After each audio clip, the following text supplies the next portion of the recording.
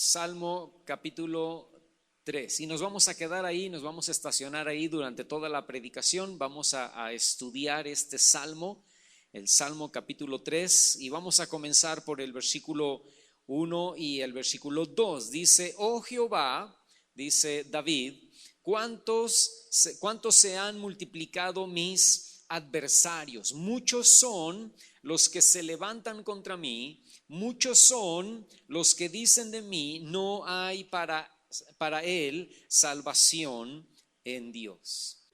David sabía lo que era ser perseguido. David sabía lo que era ser fugitivo. David sabía lo que era tener que huir para salvar su vida.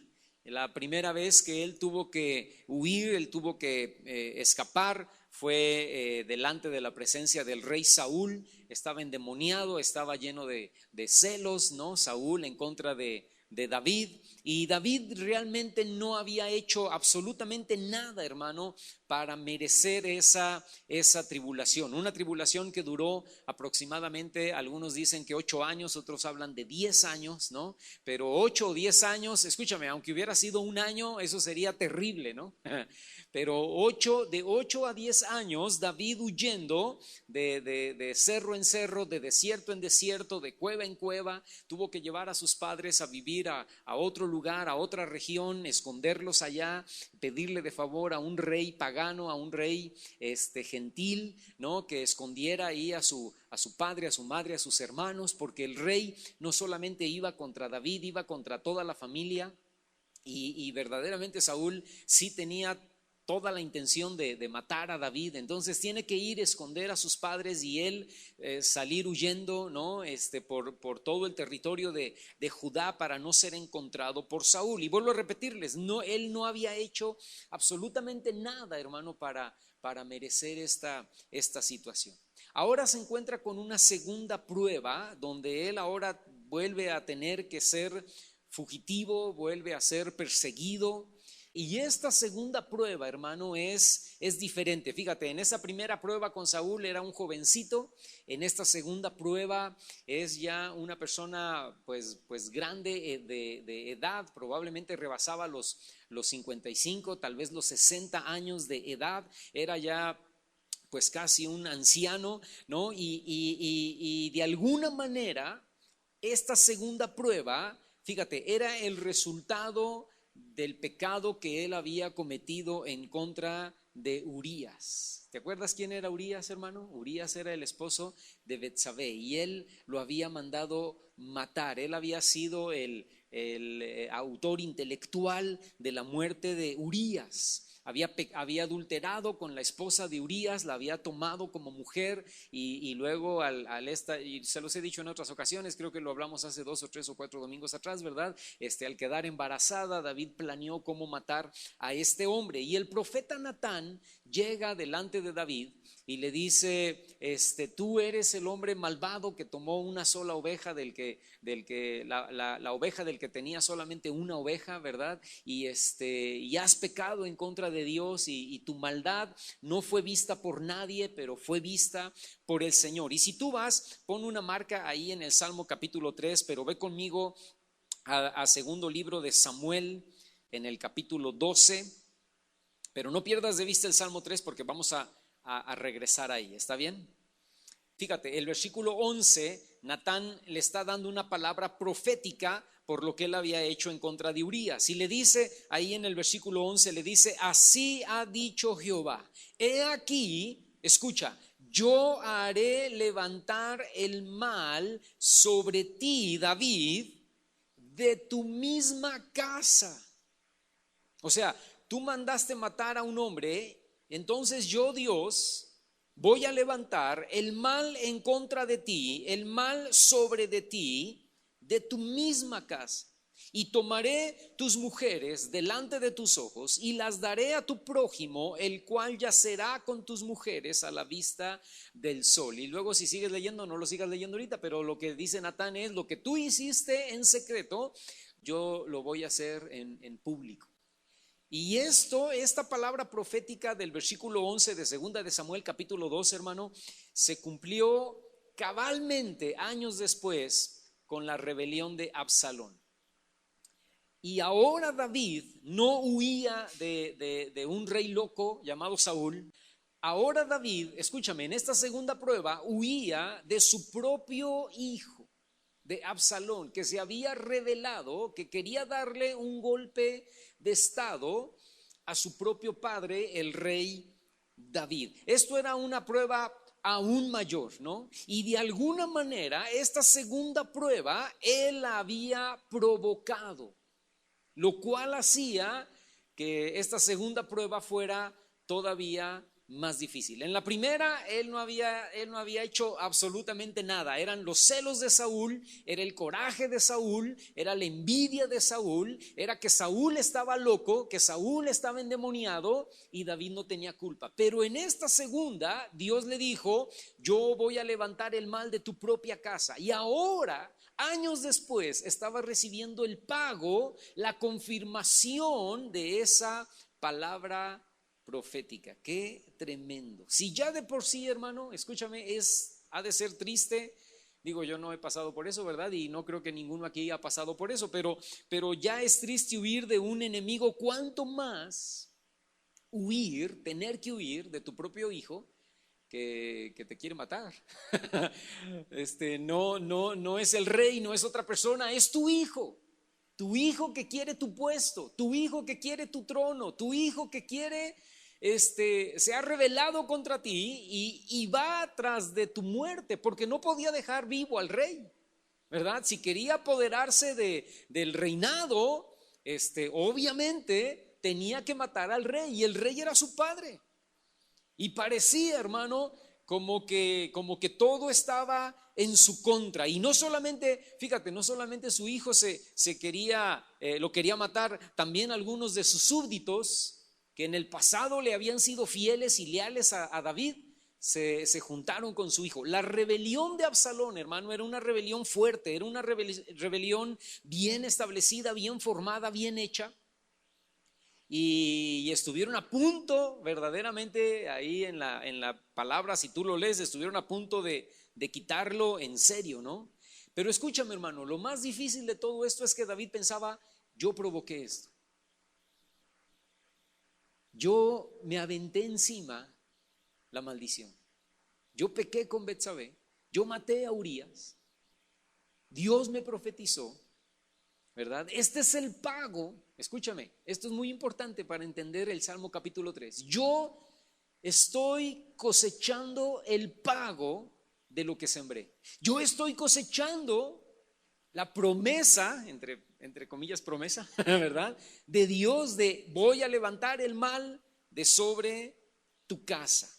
Pero fíjate, hermano, yo quiero llamarte la atención en esto. Pero aun cuando él había provocado esta, entre comillas, maldición sobre su vida, no por eso David perdió su confianza y su fe en el poder y la bondad de Dios. Eso es lo maravilloso de este Salmo capítulo 3, porque el Salmo capítulo 3 lo escribe David exactamente en este tiempo, cuando está huyendo de Absalón y cuando le están queriendo dar un golpe de estado su propio hijo. Y déjame decirte, hermano, podemos pensar que nos merecemos lo que estamos pasando, ¿verdad? Y como nos merecemos lo que estamos pasando, entonces no tenemos derecho de clamar a Dios y mucho menos de esperar un milagro, ¿verdad? No, pues yo me metí en este problema económico por mi propia insensatez, por mi propia necedad, me metí en este problema matrimonial por mi propia terquedad, me metí en este problema familiar por mi bocota, ¿verdad? Por no cerrar mi boca, por hablar, por decir de más. Y me merezco este resultado y no tengo derecho de clamar a Dios y mucho menos tengo el derecho de esperar un milagro. Yo te digo esta mañana, no es así, hermano. No es así. Dios tiene misericordia de nosotros y está listo para ayudarnos, aun cuando seamos los responsables de lo que nos está pasando. Y el enemigo y nuestra carne, los sentimientos y las emociones siempre van a aprovechar esta situación para alejarnos más del Señor o para tratarnos de alejarnos más del Señor, y esa es su táctica, ¿verdad? Pues si tú tuviste la culpa, ¿a poco vas a orar?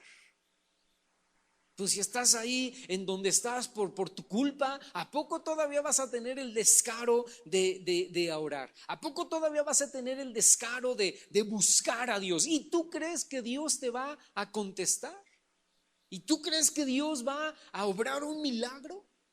Esas son palabras del diablo y esas son palabras de tu carne, hermano. Y son palabras a las cuales tú debes cerrar tus oídos, ¿no? Pero déjame decirte algo, hermano, la tribulación, la prueba, el quebrantamiento, escucha esto que voy a decir, siempre deben conducirnos a Dios en vez de alejarnos de Él. Y vuelvo a repetirte, y es justo en este tiempo tan difícil que David compone este Salmo capítulo 3. Al ver la situación que le rodeaba, todos los que le conocían, todos los fieles que iban con David, porque David sale huyendo de Jerusalén, ¿verdad? Su hijo viene hacia Jerusalén para matarlo, para tomar el trono, y David sale huyendo de Jerusalén, y con él salen huyendo algunos hombres fieles, ¿verdad? Guerreros, profetas, sacerdotes, levitas, ¿no? Que lo acompañan y dicen: si tú, David, te vas, nosotros no nos vamos a quedar aquí a apoyar a tu hijo. Muchos se quedaron a apoyar a Absalón, pero otros dijeron: nosotros no, nosotros nos vamos contigo. Y entonces David va descalzo en la noche, con frío, ¿verdad? Y va caminando allí, huyendo de Jerusalén, y todo su séquito, todo su parte de su ejército va con él. Pero los que iban con él, cuando veían esta situación, no le daban esperanza, ¿verdad? Ellos pensaban que todos le estaban abandonando y que probablemente Dios también lo había abandonado, y a sus espaldas de David decían cosas como: pues de esta ya no va a salir, ¿verdad? De esto ya no se va a recuperar. Dios realmente lo abandonó. Qué triste.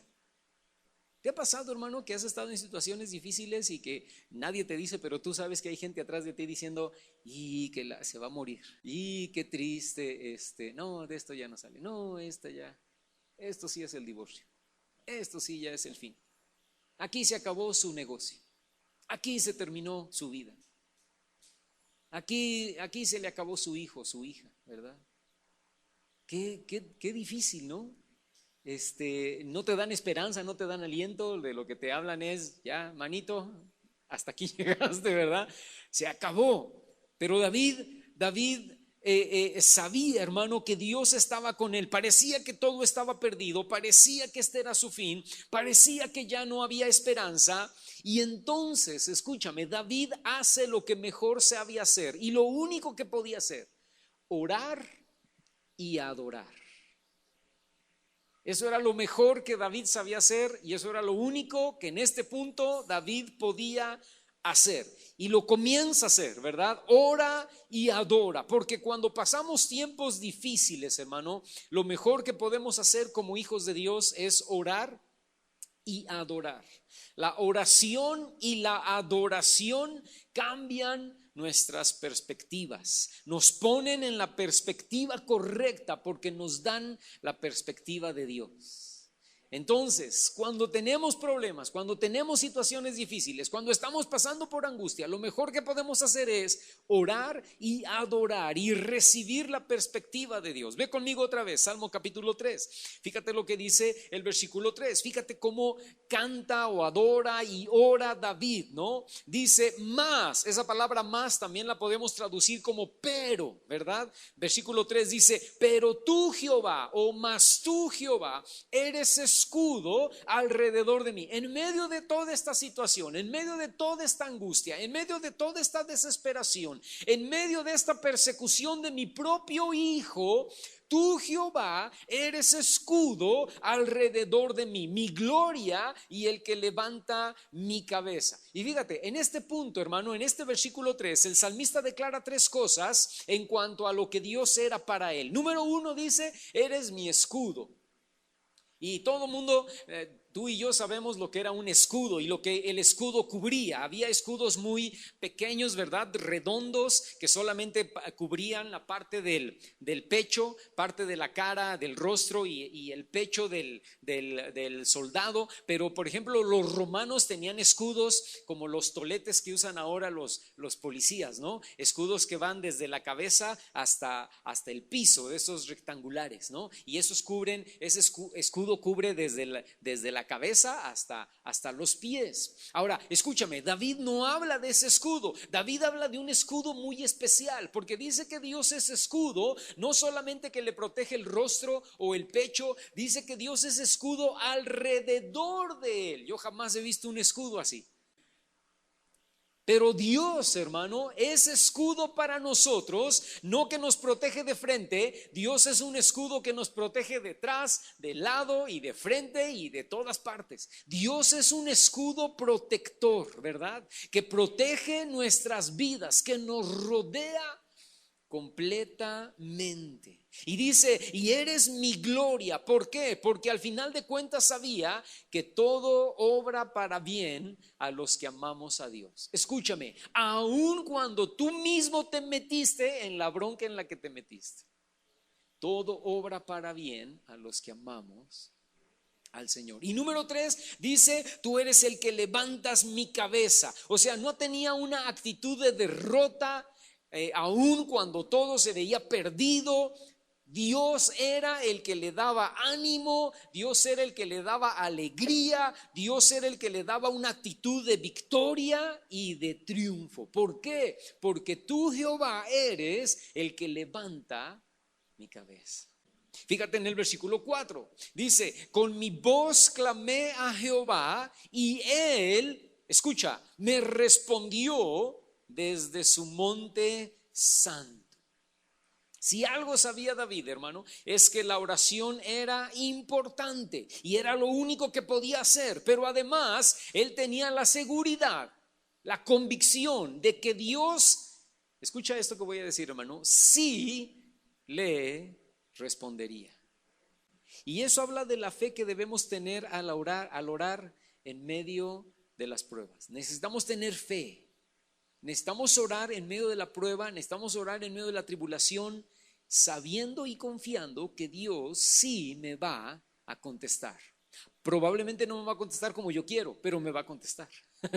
Probablemente no me va a contestar como a mí me gustaría, pero me va a contestar. Dios me va a contestar. Si yo oro al Señor, Él primero me va a escuchar y segundo, Él me va a contestar. En Hebreos en el capítulo 11, en el versículo 6, dice que sin fe es imposible agradar a Dios. Y luego agrega ahí en el versículo 6 y dice, porque es necesario, escucha esa palabra, necesario, que el que se acerca a Dios crea que le hay, y no solamente crea que le hay, sino que es galardonador de los que le buscan.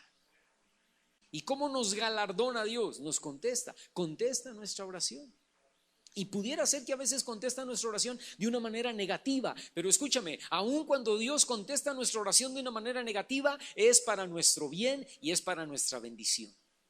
Y es porque sabe que esa contestación negativa es la que necesitamos, que nos haría un mal si nos contesta positivamente, ¿verdad? Entonces le damos gracias al Señor. Señor, gracias porque tú me vas a contestar. No sé cómo, pero tú me vas a contestar. No sé cuándo, pero tú me vas a contestar. No sé a qué horas, pero tú me vas a contestar. No sé si va a ser de acuerdo a lo que yo estoy pensando, creyendo o deseando, o va a ser totalmente contrario, pero tú me vas a contestar. No debemos ser cristianos de doble ánimo. Es que, hermano, yo a veces unas veces creo y otras no. No. Dios siempre contesta nuestras oraciones porque Él siempre escucha. Aunque tú digas, es que yo siento que Dios no me escucha. No, bueno, eso es lo que tú sientes, pero lo que tú sientes aquí no importa. No importa si sientes o no sientes, si crees o no crees, Dios te escucha, Dios te oye. Es que siento que mi oración no pasa del techo, hermano. Eso es lo que tú sientes, pero Dios te oye. Dios te oye y te contesta. Y luego fíjate, dice ahí en el capítulo 3, vuelve conmigo en el versículo 5. Dice David, ahora acuérdate del contexto, hermano. Acuérdate que el contexto está huyendo. No está en su palacio viendo su televisión plana de 90 pulgadas, ¿no? Acostado ahí en una cama de pluma de ganso, con su cafecito a un lado y su pay de zanahoria ¿no? Y un esclavo ahí echándole airecito. O sea, no está escribiendo este salmo así. Está escribiendo este salmo descanso en la lluvia, con el frío, huyendo de su propio hijo. Acuérdate de eso siempre que leas el Salmo capítulo 3. Y dice en el versículo 5: yo me acosté y dormí y desperté porque Jehová me sustentaba. Vuelvo a repetirte, hermano, no dice esto en medio de un tiempo de prosperidad y bendición. No, pues claro, en un tiempo de prosperidad y bendición cualquiera se acuesta, duerme y despierta, ¿no? Porque tengo todos los miles de pesos en el banco ahorrados, todo mi negocio va viento en popa, todo me está saliendo bien. Aquí está mi esposa que me ama, yo la amo, mis hijos, ¿verdad? Y tenemos comida, la alacena está llena, el refrigerador está hasta el tope. Tengo mi casa calientita con mis cobijitas, mi ropita, mis 4 carros allá afuera en el estacionamiento, llenos de gasolina. O sea, ¿cómo no me voy a acostar y me voy a dormir y me voy a despertar bien? Claro, cualquiera. Señor, yo me acosté y dormí, aleluya, gloria a Dios. Bueno, sí, eso está muy bien cuando las cosas van bien. Pero la cosa es declarar esto cuando las cosas van mal, ¿no? Lo difícil es decir esto en momentos de dificultad y problemas. Declarar, escúchame, hermano, declarar en el tiempo de la tribulación, declarar yo me acosté y dormí y desperté porque Jehová me sustentaba, declarar eso es porque verdaderamente hay confianza en Dios. A pesar de mis problemas, a pesar de mis tribulaciones, a pesar de mi necesidad, yo me acosté y dormí y desperté porque Dios me sustentaba. Se es libre de la preocupación, de la ansiedad, del pesimismo y de la depresión. Eso habla, hermano, de que verdaderamente tenemos una paz completa en Dios. Yo te pregunto esta mañana, verdaderamente, quién puede tener problemas y dormir tranquilo? Yo te digo, solo alguien que puede confiar y estar seguro en Dios. Hermano, es que me metí en un problema, pedí prestado al banco y luego a una fulana, ¿verdad? Agiotista y después a un compadre y después a un primo y después a mi papá y hipotequé la casa de mi papá. Imagínate, vamos a poner algo así terrible, ¿no? Entonces le debo al banco, al agiotista, al compadre, al primo y no puedo pagar la casa de mi papá y el banco ya me está hablando que están a punto de quitársela. Estoy en este problema económico porque yo me lo busqué, ¿sí o no, hermano?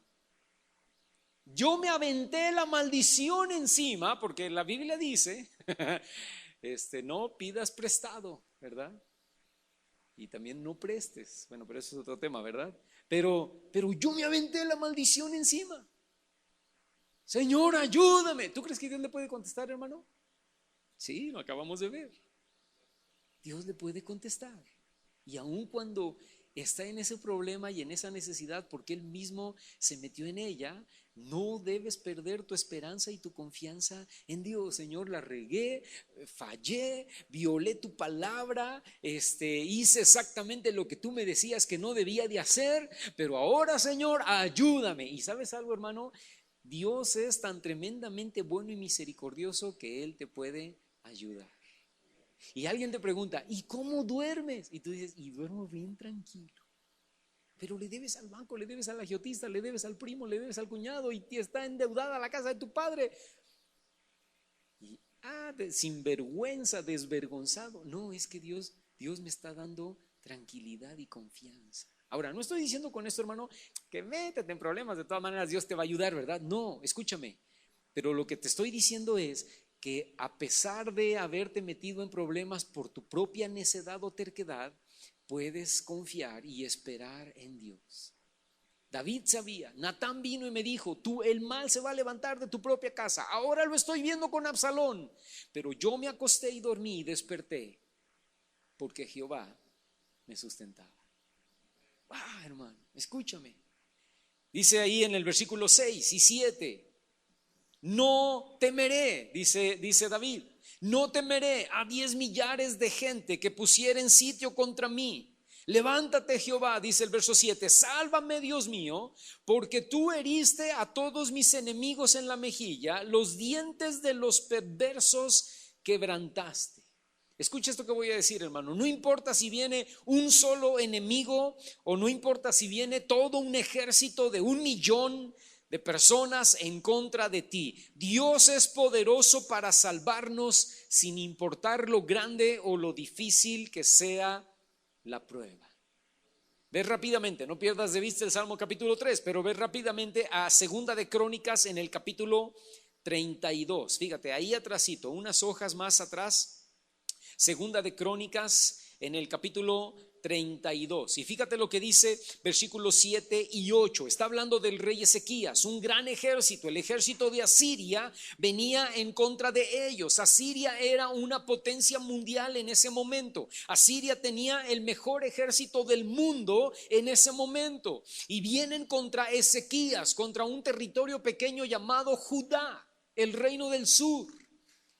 Y Ezequías se pone a orar. Puedes leer todo el capítulo 32 si quieres en tu casa, pero fíjate lo que dice el versículo 7 y 8. Se levanta Ezequías y le habla al pueblo y le dice: esfuércense y anímense, no teman, no tengan miedo del rey de Asiria ni de toda la multitud que con él viene, porque escucha, más hay con nosotros que con él.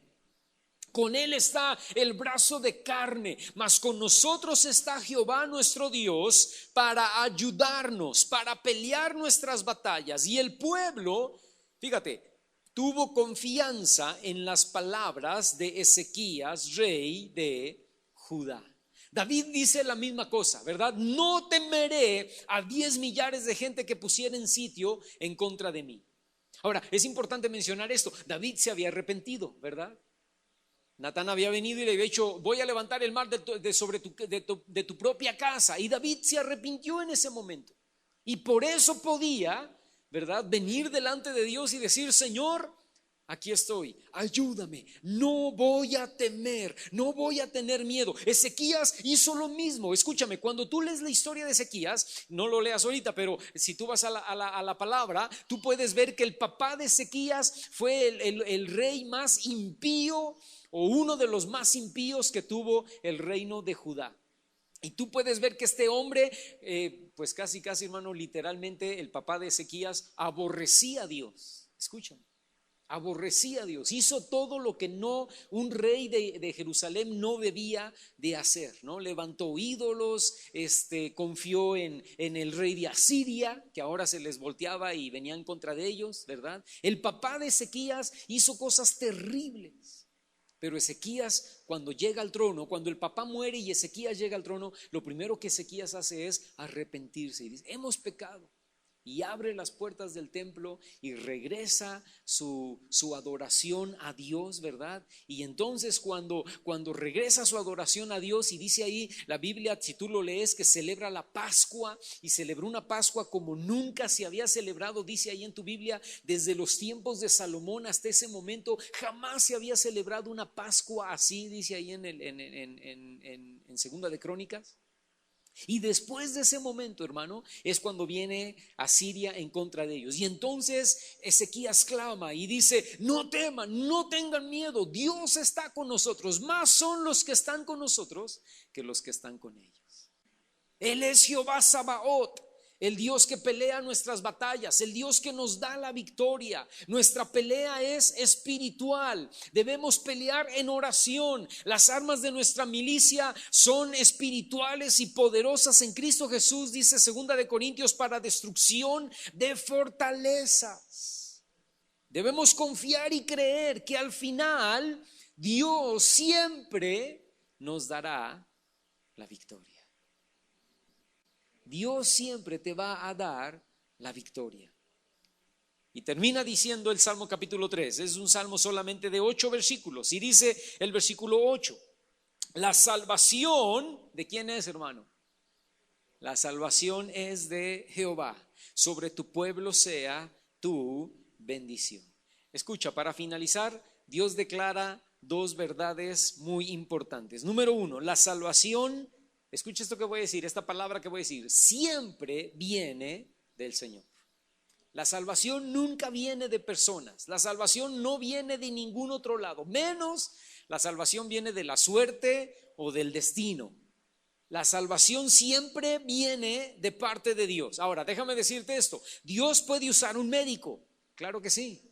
Dios puede usar un abogado, Dios puede usar un pastor, o Dios puede usar alguna persona o una circunstancia para darnos la victoria en alguna situación. Pero al final, la salvación siempre viene de Dios. Amén. Ay, encontré al médico y solamente él puede. Señora, lo que usted tiene es no sé qué cosas en el páncreas, ¿verdad? Y nadie, o sea, había ido a un montón de doctores, un montón de médicos, todos decían que era esto, que era lo otro, que era acá, que era allá.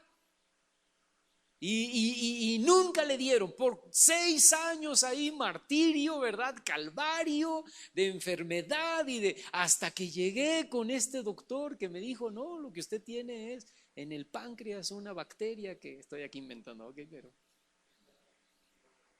Y aquí con estas pastillas, aquí con esta situación, y entonces tomé y formidable, se acabaron los problemas. Sí, pero ¿sabes algo? La salvación vino de ese doctor que si no hubiera sido por él, sí, gracias a Dios, qué bueno y qué bueno que lo fuiste a ver y qué bueno, pero Dios te dirigió todo para que llegaras, lo encontraras, te dijera, le dio la sabiduría, pero la salvación, ¿de quién vino, hermano? El Señor. Siempre la salvación viene de Jehová. Amén. Y David lo declara y dice, la salvación viene de Jehová. Y luego, fíjate, si tú vas conmigo rápidamente, Apocalipsis capítulo 7, versículo 10. Antes de pasar al segundo punto que dice David, ¿no? Pero en Apocalipsis 7:10 dice que clamaban, dice ahí, clamaban a gran voz diciendo, escucha, la misma cosa que en el Salmo 3, la salvación pertenece a nuestro Dios que está sentado en el trono y al Cordero. Y viene un ángel y le pregunta a Juan, ¿quiénes son estos? Y Juan dice, pues yo no sé.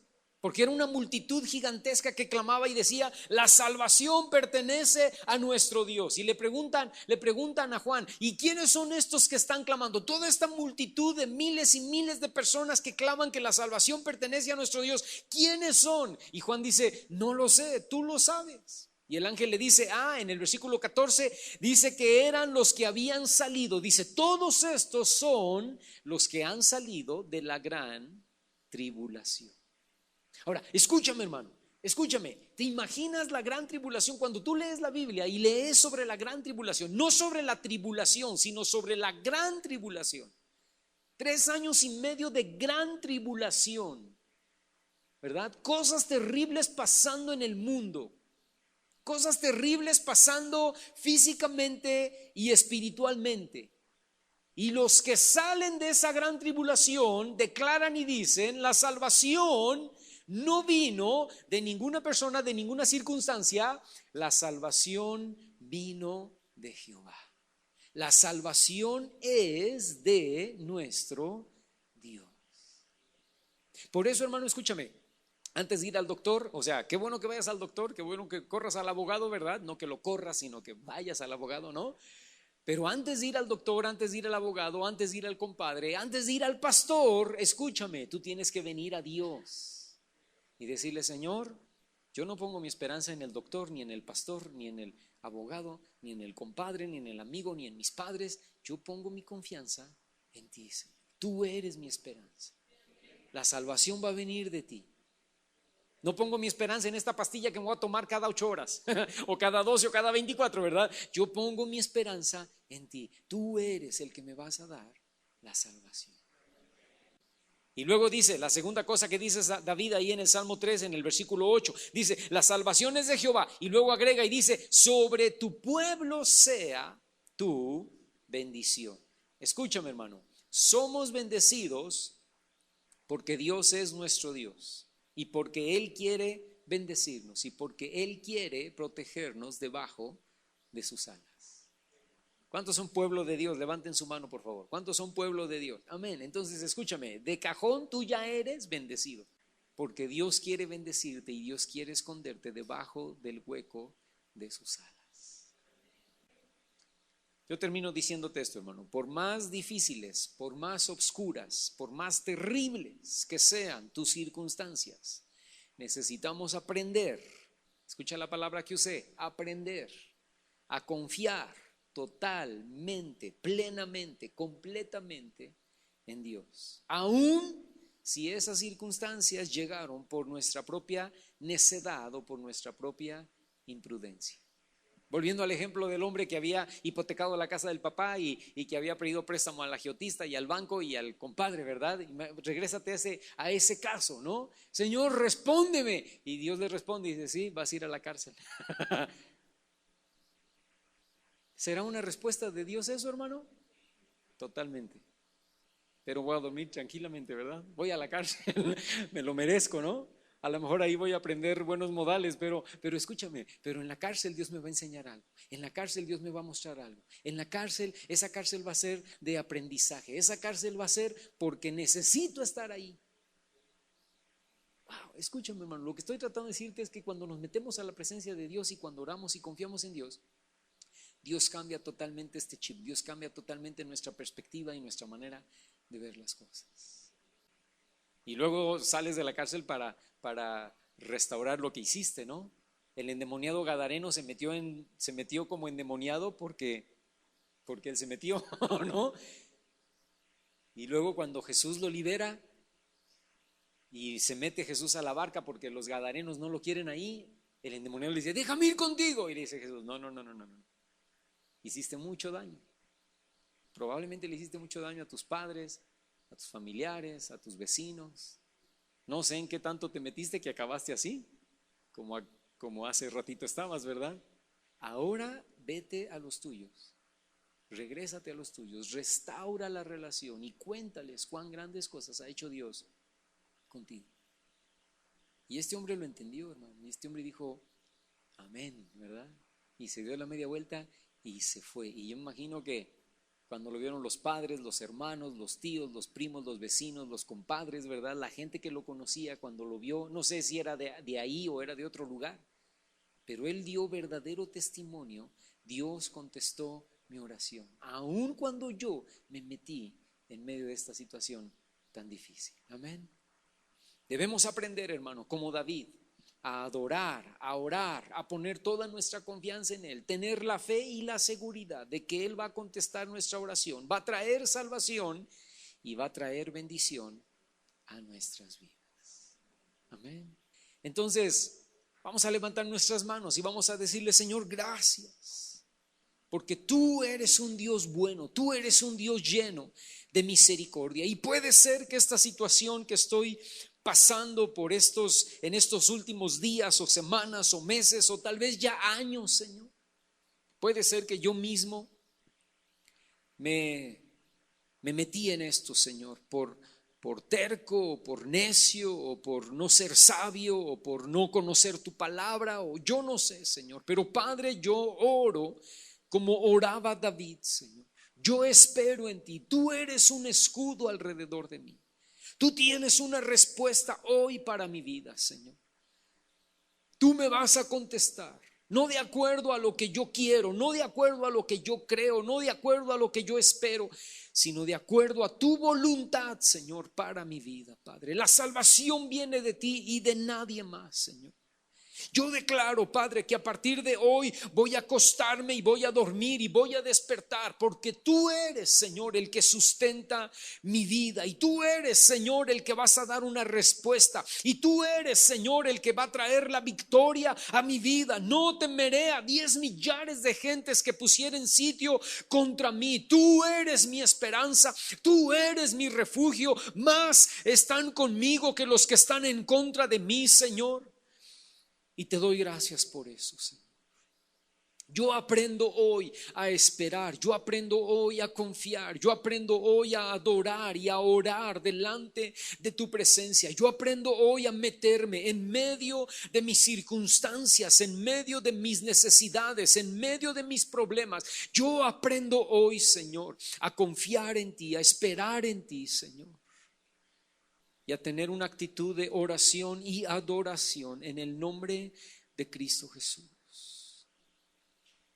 Dile conmigo al Señor esta mañana: yo descanso en ti, Señor. Yo espero en ti, Señor. Yo espero tu salvación y espero tu respuesta, Padre, para mi vida, para mi casa, para mi familia, para mi economía, Señor, para mi salud, Dios, en el nombre de Cristo Jesús. Te doy gracias, Señor.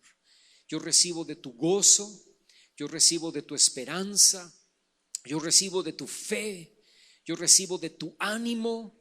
Yo echo fuera toda depresión. Yo echo fuera toda tristeza. Yo echo fuera toda angustia. En el nombre de Cristo Jesús. Yo echo fuera todo miedo, todo temor. En el nombre de Cristo Jesús, Señor. Y declaro tu paz. Y declaro tu bendición sobre mi vida, Padre. En el nombre de Jesús, Señor. En esta mañana. Amén.